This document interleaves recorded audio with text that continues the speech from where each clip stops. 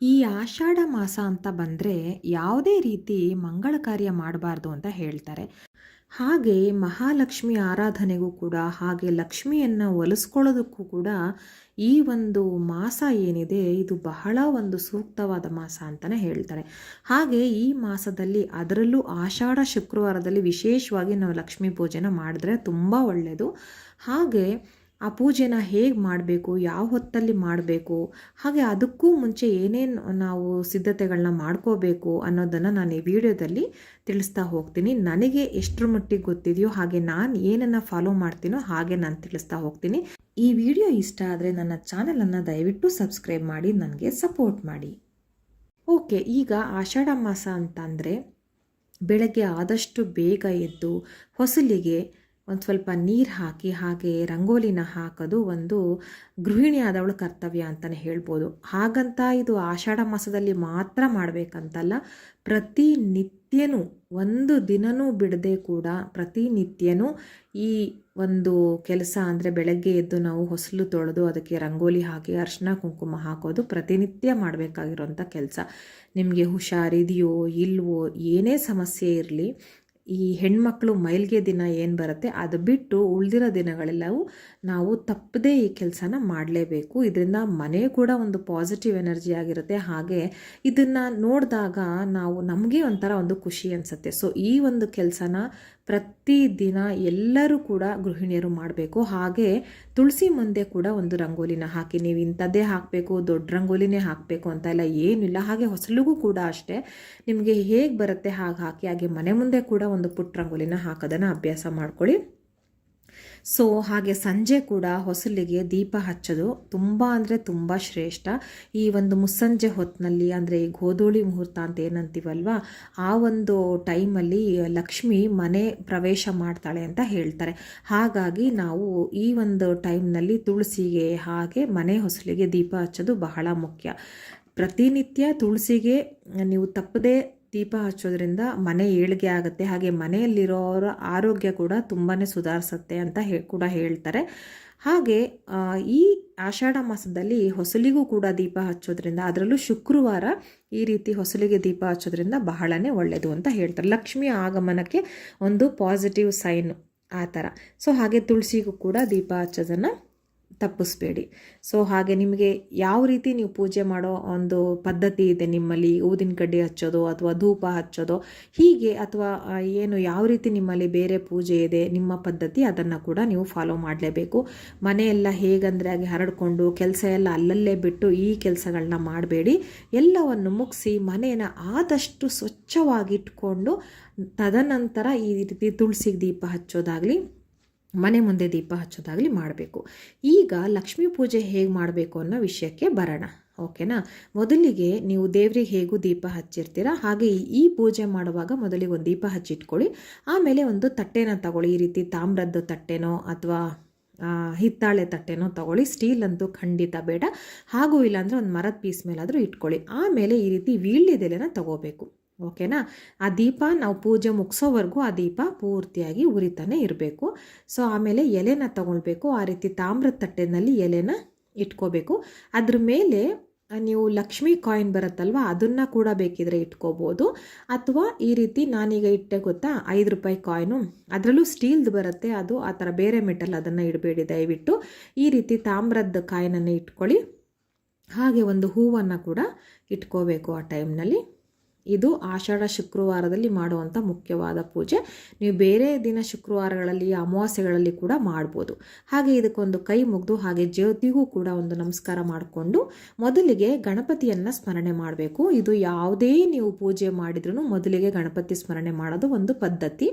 ಅದಾದ ನಂತರ ನೀವು ನಿಮ್ಮ ಮನೆ ದೇವರಿಗೆ ನಮಸ್ಕಾರ ಮಾಡ್ಕೊಳ್ಳಿ. ಇದಕ್ಕೂ ಮುಂಚೆ ನೀವು ಮನೆ ದೇವರಿಗೆ ದೀಪ ಹಚ್ಚಾಗಿರಬೇಕು, ಅದರ ಪೂಜೆ ಆಗಿರಬೇಕು. ಸೊ ಮೊದಲಿಗೆ ಶುರು ಮಾಡೋದಾದರೆ ಮೊದಲಿಗೆ ಆ ಕಾಯಿನ್ ಮತ್ತು ಎಲೆಗೆ ತಾಗೋ ಹಾಗೆ ಮೊದಲಿಗೆ ಅರಿಶಿಣದಿಂದ ಶುರು ಮಾಡಬೇಕು. ನಾನಿಲ್ಲಿ ಕುಂಕುಮಾರ್ಚನೆ ಮಾಡ್ತಾ ಇದ್ದೀನಿ. ವಿಶೇಷವಾಗಿ ಇದು ತುಂಬ ಅಂದರೆ ತುಂಬ ಒಳ್ಳೆಯ ಫಲ ಕೊಡುತ್ತೆ. ಹಾಗಾಗಿ ಆಷಾಢ ಶುಕ್ರವಾರದಲ್ಲಿ ಕುಂಕುಮಾರ್ಚನೆ ಮಾಡೋದು, ಅದರಲ್ಲೂ ಅಷ್ಟೋತ್ತರ ಲಕ್ಷ್ಮೀ ನಾಮಾವಳಿ ಏನಿದೆ ಅದನ್ನು ಹೇಳ್ತಾ ಕುಂಕುಮಾರ್ಚನೆ ಮಾಡೋದು ತುಂಬಾ ಒಳ್ಳೆಯದು. ಸೊ ನೋಡಿ, ನಾನು ಈ ರೀತಿ ಪೇಪರ್ನಲ್ಲಿ ಬರೆದಿಟ್ಕೊಂಡಿರೋದು ತೊಗೊಂಡಿದ್ದೀನಿ. ನೀವು ಬೇಕಾದರೆ ಮೊಬೈಲಲ್ಲಿ ಇರೋದನ್ನು ಕೂಡ ಹಾಕ್ಕೋಬೋದು, ಅಥವಾ ಅದ್ರ ಬುಕ್ ಇದ್ದರೆ ಬುಕ್ಕಲ್ಲಾದರೂ ಓದ್ಬೋದು. ಮಹಾಲಕ್ಷ್ಮಿ ಅಷ್ಟೋತ್ತರ ಆಗಿರ್ಬೋದು, ಅಥವಾ ಸಹಸ್ರನಾಮ ಇರ್ಬೋದು, ಅಥವಾ ಲಕ್ಷ್ಮೀ ಅಷ್ಟೋತ್ತರ, ನಿಮ್ಗೆ ಹೇಗಾಗತ್ತೆ ಹಾಗೆ. ಆ ನಂತರ ಒಂದು ಸ್ವಲ್ಪ ಕುಂಕುಮನ ತಗೊಳ್ಳಿ. ಸೊ ಇದು ಶುರುವಾಗುತ್ತೆ. ನೀವು ಒಂದೊಂದು ಅದ್ರ ನಾಮ ಹೇಳ್ತಾ ಬಂದ ಹಾಗೂ ನೀವು ಕುಂಕುಮನ ಹಾಕ್ತಾ ಬರಬೇಕು. ಇಲ್ಲಿ ನೀವು ಅಷ್ಟೊತ್ತರನೇ ಮಾಡಬೇಕು ಅಂತ ಏನಿಲ್ಲ. ಸಹಸ್ರನಾಮ ಮಾಡ್ಬೋದು, ತ್ರಿಶತಿ ನಾಮಾವಳಿ ಅಂತ ಮಾಡ್ತಾರೆ, ಅದನ್ನು ಮಾಡ್ಬೋದು. ನಿಮಗೆ ಯಾವುದು ಅನಿಸುತ್ತೆ ಅದು ಮಾಡ್ಬೋದು. ಆದರೆ ಲಕ್ಷ್ಮಿಗೆ ಸಂಬಂಧಪಟ್ಟಂತೆ ಮಾಡೋದ್ರಿಂದ ಮನೆ ತುಂಬಾ ಏಳಿಗೆ ಆಗುತ್ತೆ.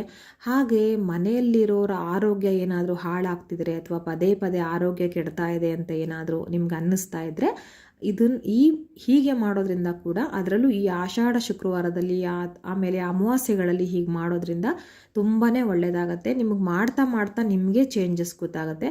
ಈಗ ಆಷಾಢದಲ್ಲಿ 4 ಶುಕ್ರವಾರ ಸಿಕ್ಕತ್ತೆ. ಸೊ ನೀವು 4 ಶುಕ್ರವಾರನೂ ತಪ್ಪದೆ ಈ ರೀತಿ ಮಾಡಿ ಕುಂಕುಮಾರ್ಚನೆ ಮಾಡಿ. ತುಂಬ ಅಂದರೆ ತುಂಬ ಒಳ್ಳೆಯದು. ಕೆಲವರು ಲಕ್ಷ್ಮೀ ವಿಗ್ರಹ ಇಟ್ಕೊಂಡು ಮಾಡ್ತಾರೆ ಅಂತ ನಾನು ಕೇಳಿದ್ದೀನಿ. ಖಂಡಿತ ಲಕ್ಷ್ಮೀ ವಿಗ್ರಹ ಇಟ್ಕೊಂಡು ಕುಂಕುಮಾರ್ಚನೆ ಮಾಡಬೇಡಿ ಮನೆಗಳಲ್ಲಿ.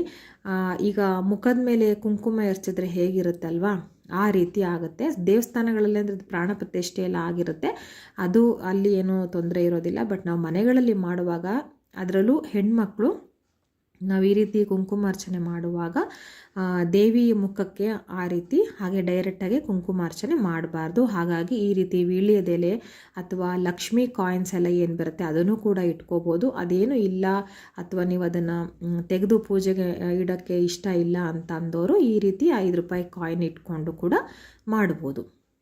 ಆದರೆ ಡೈರೆಕ್ಟಾಗಿ ವಿಗ್ರಹನ ಇಟ್ಕೊಂಡು ಅದ್ರ ಮೇಲೆ ಖಂಡಿತ ಮಾಡಬೇಡಿ.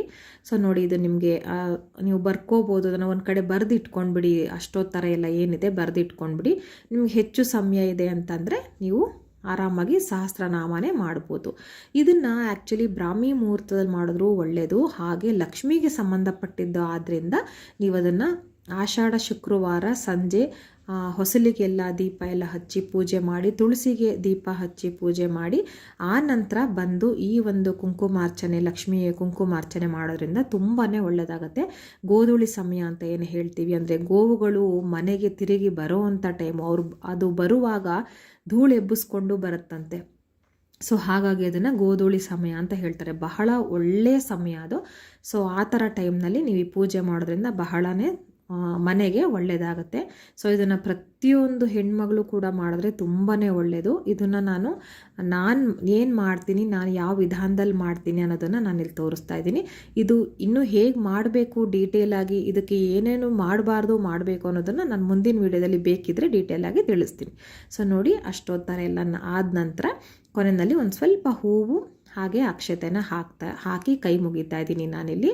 ಸೊ ಈ ಕುಂಕುಮನ ಅವತ್ತೇನೂ ಮಾಡೋಕ್ಕೆ ಹೋಗಬೇಡಿ. ಇದು ಪೂಜೆ ಆದ ನಂತರ ಆ ಕುಂಕುಮ ತೆಗೆದು ಮನೆಯವ್ರಿಗೆಲ್ಲ ಕೊಡಿ, ಹಾಗೆ ನೀವು ಕೂಡ ಇಟ್ಕೊಳ್ಳಿ. ಅದನ್ನು ಅವತ್ತು ತೆಗೆದ ಹಾಗೆ ನೆಕ್ಸ್ಟು ಅಂದರೆ ಶನಿವಾರದ ದಿನ ಅದನ್ನು ಬೆಳಗ್ಗೆ ನೀವು ಪೂಜೆ ಎಲ್ಲ ಮಾಡಿ ತೆಗೆದು ಆ ನಂತರ ಅದನ್ನು ಒಂದು ಡಬ್ಬಿನಲ್ಲಿ ಹಾಕಿಟ್ಕೊಳ್ಳಿ. ಮನೆಗೆ ಯಾರು ಬಂದರೂ ಹೆಣ್ಮಕ್ಳು ಬಂದಾಗ ಕುಂಕುಮ ಕೊಡ್ತಿರಲ್ಲ ಅವ್ರಿಗೆ ಕೊಡಿ. ಹಾಗೆ ಪ್ರತಿನಿತ್ಯ ನೀವು ಕೂಡ ಅದನ್ನು ಹಣೆಯಲ್ಲಿ ಧರಿಸ್ಕೊಳ್ಳಿ. ಹಾಗೆ ಮಕ್ಕಳು ಮತ್ತು ಮನೆಯವ್ರಿಗೂ ಕೊಡಿ.